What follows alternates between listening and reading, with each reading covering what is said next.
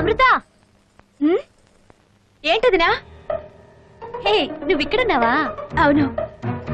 అదేంటదినా, నువ్వు వంటగదిలో కూడా వస్తావా? నీకు వంటొచ్చా? వచ్చు, కానీ నేను చేస్తే ఎవ్వరూ తినలేరు. మా అన్నయ్య.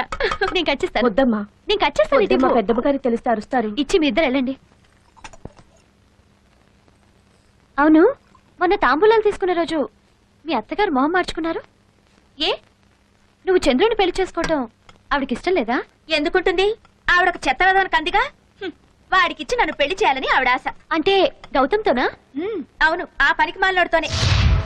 ఆ దరిద్ర మొహముడు ఎప్పుడు చూసినా నా వెనకాలే తిరుగుతూ ఉంటాడు. ఒట్టి తాగుబోతూ తిరుగుబోతూ. ఆ పిశాచాన్ని నేను పెళ్లి చేసుకోవాలట. అసలు వాణ్ణి పెళ్లి చేసుకోవడం కన్నా నన్ను నేను కిరోసిన్ పోసుకుని తగలబెట్టుకోవడం బెటర్.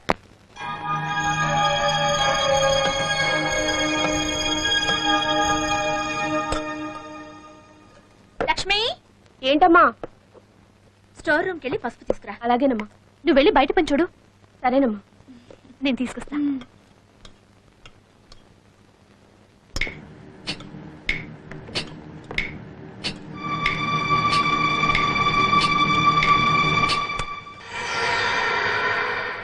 ఏంటే, నన్ను పెళ్లి చేసుకోవటం కంటే కెరోసిన్ పోసుకుని తగలబెట్టుకోవటం బెటరా?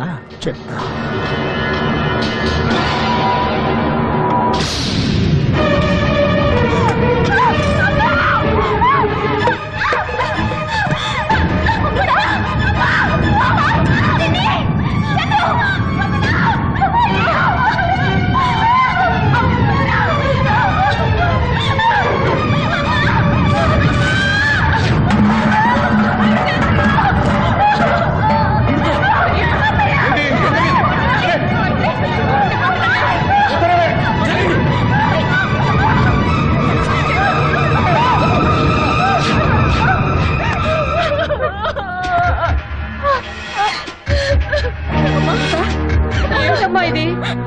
అమృత, చీర ఎలాంటిదమ్మా?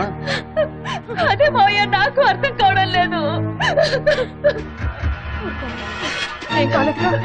ఏమైనా గాయమైందా?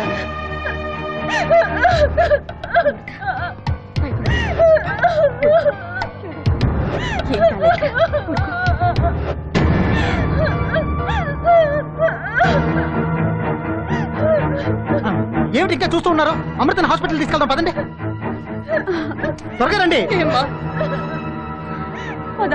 ఆగండి. అమృత, నువ్వు వంట చేస్తున్నప్పుడు ఈ కిటికీ దగ్గరికి ఎవరైనా వచ్చారా? ఎవరు వచ్చారో నేను చూడలేదు. మీరిక్కడే ఉన్నారుగా, మీరేమైనా చూసారా? మేము ఇక్కడ లేం బాబు, బయటికి వెళ్ళాం. ఏమే బుద్ధి లేని గాడిదల్లారా, వంటగదిలో పనులు చూసుకోమంటే బయటకి ఎందుకు తగలడ్డారే? ఇప్పటిదాకా ఇక్కడే ఉన్నావమ్మా. పద్మిని అమ్మగారి వంటగదిలోకి రావద్దన్నారు. బయట పనులు చూసుకోమని పంపించేశారు. అవునమ్మా, వాళ్ళిద్దరూ తప్ప వంటగదిలో ఎవరూ లేరమ్మా. ఆపండి, ఇక మాట్లాడకండి. ఎవరికి ఏం తెలీదు, అంతేగా? మీ అందరికీ చెప్తున్నాను, ఎవరైనా సరే ఇంతటితో ఈ పనులన్నీ ఆపండి. ఏమిటా ఇది? ఎవరో కావాలని చేసినట్టు మాట్లాడుతున్నావు? అవును, ఎవరో కావాలనే చేశారు. ఇటు చూడండి, స్టవ్ ముందుంటే వెనకున్న పైట్ చెంగ ఎలా అనుకుంటుంది? ఒరేయ్, వంటగదిలో స్టవ్ మంట కాకుండా వేరే మంట ఎక్కడి నుంచి వస్తుందిరా? అనవసరంగా లేని పని ఊహించుకోకు. నేనేమీ ఊహించుకోవట్లేదు. ఇదిగోండి, కాలిన అగ్గిపుల్ల ఈ కిటికీ దగ్గరికి ఎలా వచ్చింది? ఎవరో కావాలని కిటికీలోంచి నిప్పంటించారు. ఇది అమృత కోసం కాదు, నా మీద పగ తీర్చుకోవడానికి ఎవరో కావాలని చేసిన పని. ఏమిట్రా, ఈ ఇంట్లో వాళ్ళని నువ్వు అనుమానిస్తున్నావా? ఇంట్లో ఉన్న వాళ్ళనే కాదు, కొత్తగా వచ్చిన వాళ్ళ గురించి కూడా చెప్తున్నాను. ఎందుకు డొంక తిరుగుడు? స్ట్రైట్ గా చెప్పు. ఈ ఇంటి కొత్తగా వచ్చిందని నేనేగా, నన్నేగా నువ్వు అనుమానిస్తోంది? నేను ప్రత్యేకంగా ఎవరిని అనుమానించడం లేదు. లేదు, నువ్వు నన్ను అనుమానిస్తున్నావు. అలాంటి ఆలోచన ఏం లేదు. ఎవరు చేశారో వాళ్ళ గురించే మాట్లాడుతున్నాను.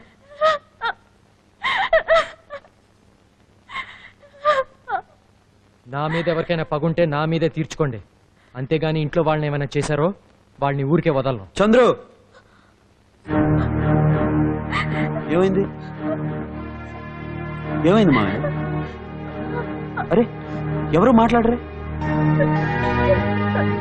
అమృత, ఏమైంది? ఏమి లేదు. అమృత వంట చేస్తున్నప్పుడు తన పైట కొంగకి నిప్పంటుకుంది. దానికి కారణం నీ భార్యనని నీ ఫ్రెండ్ చెప్తున్నాడు.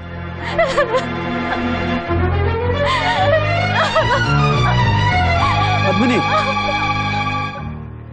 ఏంట్రా చంద్రు?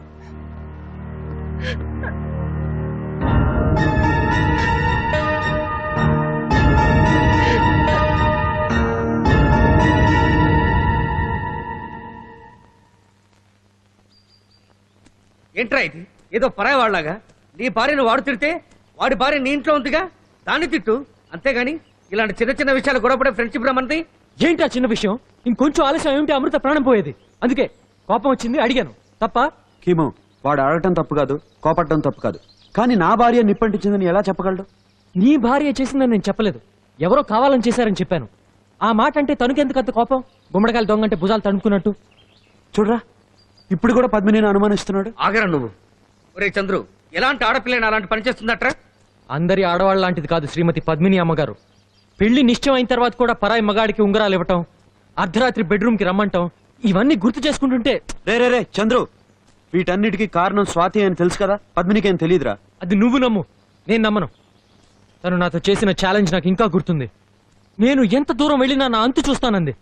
తను నాతో చెప్పిన క్షమాపణ నాటకం, నీతో చేస్తున్న కాపురం నాటకం. ఆపరండి పిచ్చివాగుడు. నువ్వంటే అరవింద్కి ప్రాణం, అందుకే నువ్వేం మాట్లాడిన ఎదురు మాట్లాడు. అందుచేత వాడి భార్య నోటుకొచ్చినట్టు తిడతావా? నీకేమన్నా పిచ్చి పట్టిందా? పిచ్చి పట్టింది నాకు కాదు, మీ ఇద్దరికి. చంద్రు, నేను చెప్పేది అర్థం చేసుకురా. నువ్వే నీ భార్యని బాగా అర్థం చేసుకోవాలి. నా మీద పక్క తీర్చుకోవడానికి మరొకరిని తన బెడ్రూమ్ కూడా రమ్మడానికి వెనకాడదు నీ భార్య.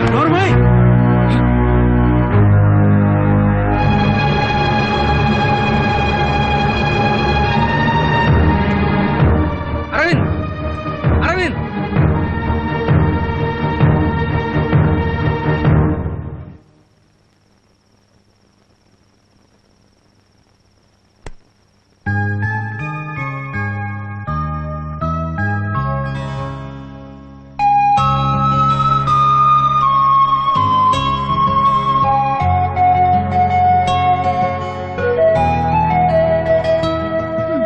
ఏంటి అక్కడే నిలబడ్డావు? వచ్చి నీ మొహం చూపించు.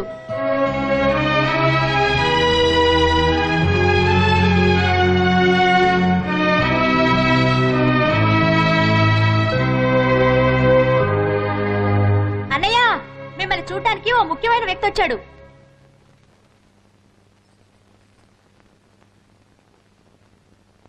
లోపల ఏం చేస్తున్నావు? త్వరగా రా. ఏంట్రా అక్కడే నుంచున్నావు? లోపలరా. అన్నయ్య ఒక్క నిమిషం.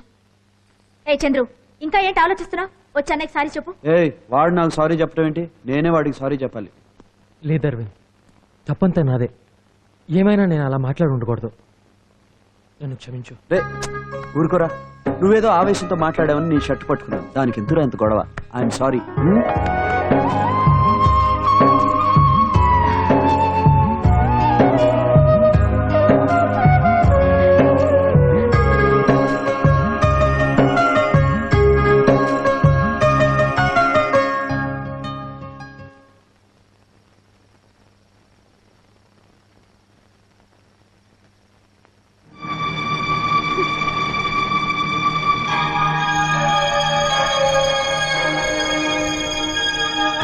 మా చూసావా, నేను పెట్టిన నిప్పు గుప్ ఎక్కడెక్కడ అంటుకుందో. ఒరే దరిద్రుడా, ఇదంతా నీ వల్ల జరిగిందా? ఇప్పుడు ఏమైనా ఆ పిల్లకి అయి ఉంటే? 2వ రోజు పాల్, 3వ రోజు చిన్న కర్మ. ఏయ్! చచ్చిపోయిందా ఏంటి? బ్రతికే ఉందగా, ఎందుకు అలా గింజుకుంటారు? దొంగ రాస్కెల్, ఇక ముందు ఇలాంటిది ఏదైనా జరిగిందంటే కన్న కొడుకని కూడా చూడడం జాగ్రత్త.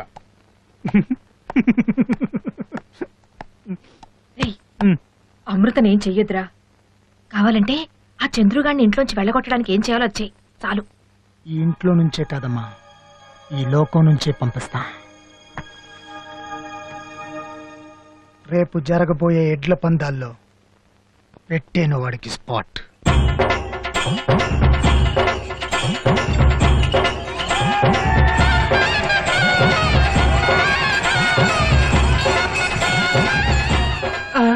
అయ్యా అయ్యా, నాకు చాలా భయంగా ఉందయ్యా.